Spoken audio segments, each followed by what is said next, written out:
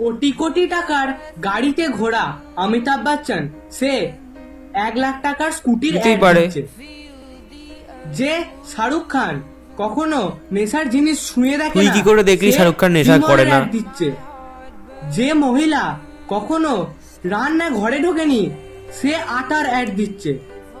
মানে এখন এর এমন সাথে সম্পর্ক situation কি চলে ভাই? এসেছে, যেন অন্ধের শহরে আয়না বিক্রি চলছে আর মানুষ কিনছেও।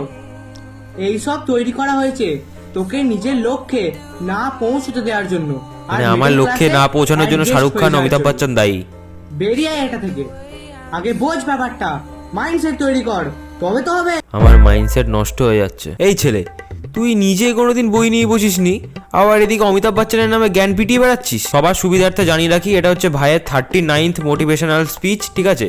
এর আগে ভাই 38টা বানিয়ে ফেলেছে, যদিও এই দেখে কেউ মোটিভেট হয়নি, এমনকি ভাই নিজেও। আমি তো ভাবছি অমিতাভ বচ্চন আর শাহরুখ খান অব্দি ঠিকঠাক ছিল, কিন্তু আটার সাথে এর কি সম্পর্ক ভাই? না আটার বদলে কি হার্ডওয়্যার্সের দোকান থেকে পুট্টি কিনে ওটা দিয়ে রুটি বানিয়ে খাবো? মোটিভেশন মানুষের মনে লাগে, আর তোর মোটিভেশন আমার এই মনের ধার ঘেঁষে বেরিয়ে যায়। তোর যা প্রোনাউন্সিয়েশন আর স্পেলিং, তুই একটা কাজ কর, মিডিল ক্লাস না, আমার মতো লোয়ার মিডিল ক্লাস অ্যাডজাস্ট করার চেষ্টা কর ভাই। তুই একটা কাজ কর, তোর না ভিডিওর ব্যাকগ্রাউন্ড মিউজিকটা একটু বাড়িয়ে দিস পরের বার থেকে, কারণ তোর কথার থেকে ব্যাকগ্রাউন্ড মিউজিক থেকে আমরা বেশি মোটিভেশন পাই।